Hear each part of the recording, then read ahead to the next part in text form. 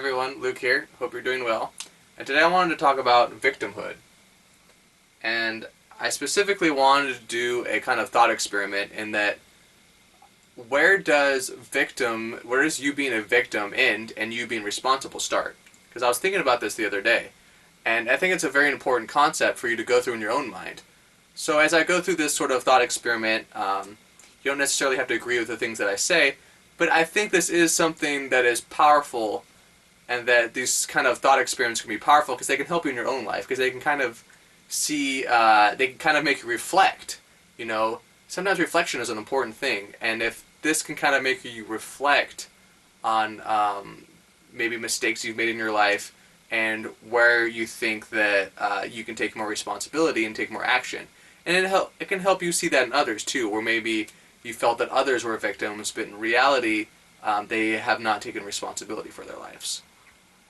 And so the thought experiment just goes like this, okay? So where does victimhood end and responsibility start? So how we would think about this is, like, for example, let's say someone is 30 years old and they just developed cancer, okay? They exercise every day, they eat an extremely clean diet, they do basically everything that modern medicine, that the typical person would say is healthy.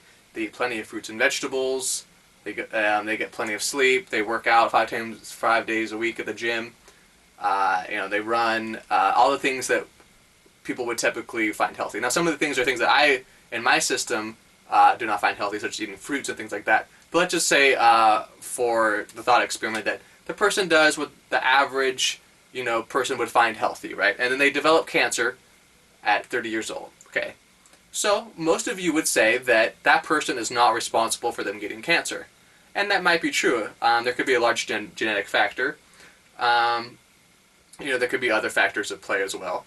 And so most of you would say that this person, 30 years old, taking very excellent care of their body, doesn't drink, doesn't smoke, gets cancer, you would say it's basically roll the dice. He's a victim of the cancer. Okay? Now, where would he being responsible for the cancer start? If he had drinking 1 glass of alcohol his whole entire life, would he then be responsible for the cancer in his body? You'd still probably say no, right? He's still a victim. What if he had drinking 3 glasses of alcohol his whole entire life? And maybe he had eaten McDonald's a couple times in his life. Would he then be responsible for his cancer? Most of you are still probably saying no. And it's an interesting thought experiment as you go through this to see where does this man or woman cross the line and all of a sudden become at least partially responsible for the cancer, right? What if the person ate fast food every week, just once a week for his whole life, but he did everything else perfect? Would he then be responsible for his cancer? Okay. What if he ate fast food every day? Okay. And all of a sudden, if most people, if you were to tell them that the person ate McDonald's every day, he ate McDonald's every day for his whole 30 years, and then he developed cancer, you'd be like, oh, that guy, he was eating McDonald's every day, he deserves to get cancer. That's what you'd probably say. Okay, at least that's what many people would say. Okay, is that, oh, that man obviously deserved cancer. Only a fool would eat McDonald's every day, right? But where is the line drawn? Okay, is it like a percentage? Like if he eats McDonald's once every week, is he then 5% responsible for his cancer? Is he 10% responsible for cancer? 15, 20%? It's just important to kind of go through this in your own life, and then you can decide how responsible you are for things in your own life. Okay? Are you a victim if you're born to poor parents? Most of you say, yeah, you're a victim, and you can't really control if you're born to poor parents. Are you responsible if your car gets broken into, but you forget to lock it? I mean, you obviously didn't just invite the person to rob your car, but you left it unlocked. Right? What if you took every single precaution to keep your car safe and it still got broken into? But you parked it in a bad part of town where you knew it was more likely to get robbed.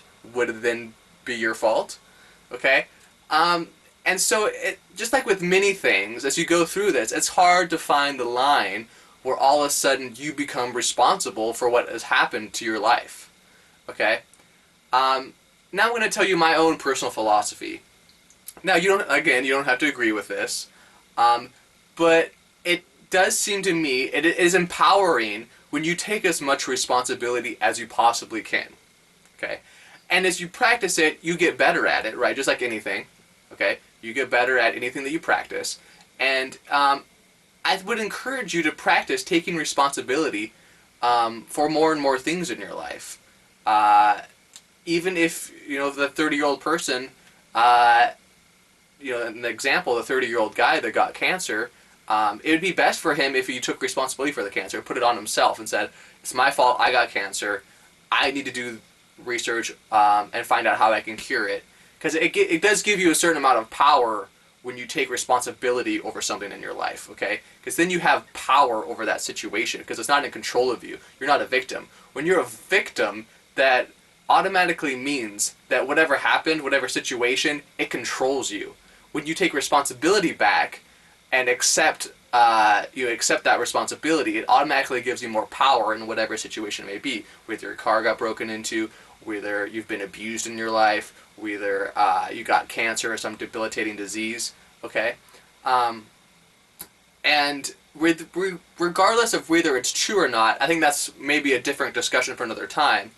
But perhaps, it is an interesting thought that perhaps at the deepest level, you are responsible for every single thing that happened in your life. And at the deepest level, it was a choice.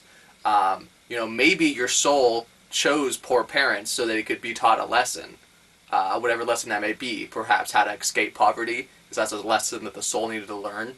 And so sometimes we don't always understand the circumstances that we're dealt. And each one of us is dealt certain circumstances. This is true even for people that are very rich and born into very, very wealthy households, especially in American society. We see it all the time. Go to the tabloids, right? Kylie Jenner, these type of people, the Kardashians, they're born into very wealthy families, but do they lead the best kind of life? No. Many of them die young of, drug overdose. They're constantly in scandals. They're confused. They're addicted to plastic surgery, right? That's not a life you want to live, right? That's not, and they're that way because they were born into that, partially because they were born into that environment, you would say, right? So, don't always envy others that you think are in better situations, because you don't always know the whole truth, okay? Being a rich playboy that's bored all the time and has nothing better to do to get high on cocaine isn't necessarily the most satisfying life there is. Sometimes it does get glorified, but I would argue that's not the most satisfying life there is.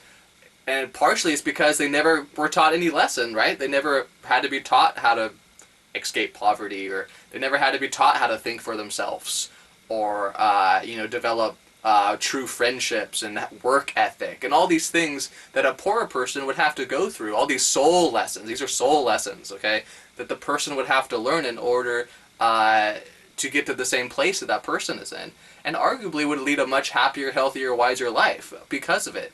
Okay, so in general, it's best really to take responsibility, and don't always, no matter what it is best, I believe. Okay, this is what I have read to be truth, is that it is truly best to take responsibility for everything in your life. Even if others don't see it that way, even if at the beginning you don't see it that way, and it seems like something like I was talking about, like being born into a bad situation, it's really best, even if it's not true, which I do think it is, but even if it wasn't true, that that you were a victim, it's still best to take responsibility for that. Because then, at the very least, like I said, you're taking power back to yourself. You're taking power away from the situation that you think that you're a victim of. And you're bringing back the power to yourself, okay? So that you have the power to correct that situation, and that you know that you can, okay? So that's it. I do invite you, to kind of go through that thought experiment yourself and see where the responsibility is in your own life and where you think that you're a victim and where maybe you think that you can take responsibility for more things. And like I said, I invite you to take responsibility whenever you can, because it will greatly help you no matter what the situation. Okay? So don't forget to like the video and subscribe, and I'll talk to you guys later.